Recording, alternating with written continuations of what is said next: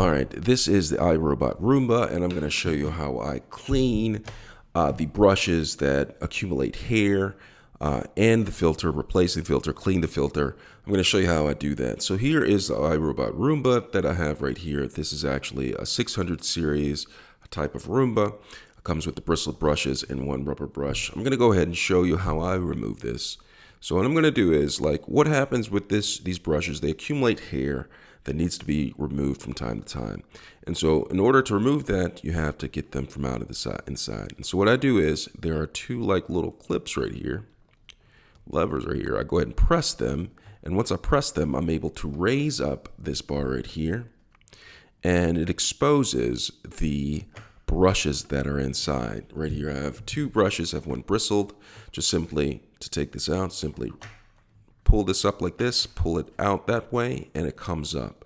And what happens with these brushes is the hair gets accumulated. And so I usually use my tool right here to remove the hair by simply taking it along here and pulling off the hair, and a lot of hair comes out of it. And sometimes I have to use some scissors to actually cut out the hair.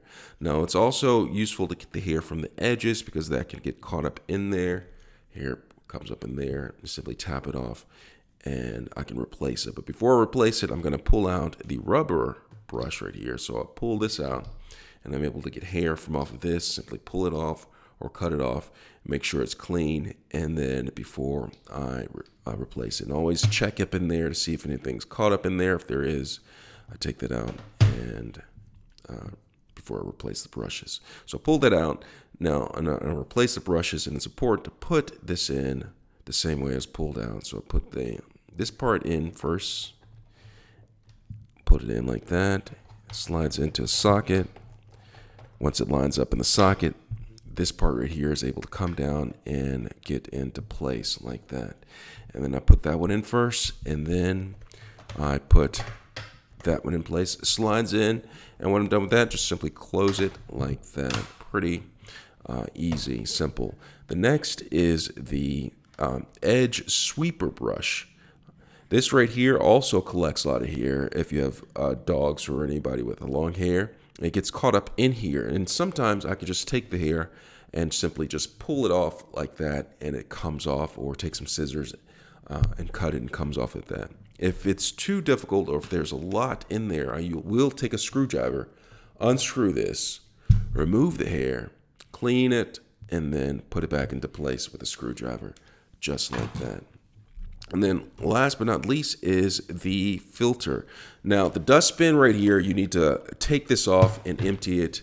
I typically do it after each use or whenever it gets full. Just simply press this, pull this back. Dustbin should be empty. But within the dustbin, there is also a filter that needs to be cleaned. So after you empty it, there's a filter in here that needs to be cleaned. So just take this right here, just pull up back on this like this, and it slides out like this. But it can't come out all the way, and that's because you have to unlatch this latch right here. Opens up like that where it's exposed. Take it, it slides out. Clean the dust from out of there. This right here can be clogged up with dust. I simply take this over a trash bin and tap on it, and a lot of dust comes out. Now, if it becomes damaged or too clogged where the dust can't get out, too dirty where the dust can't get out, you may consider getting a new replacement part for this, a clean one.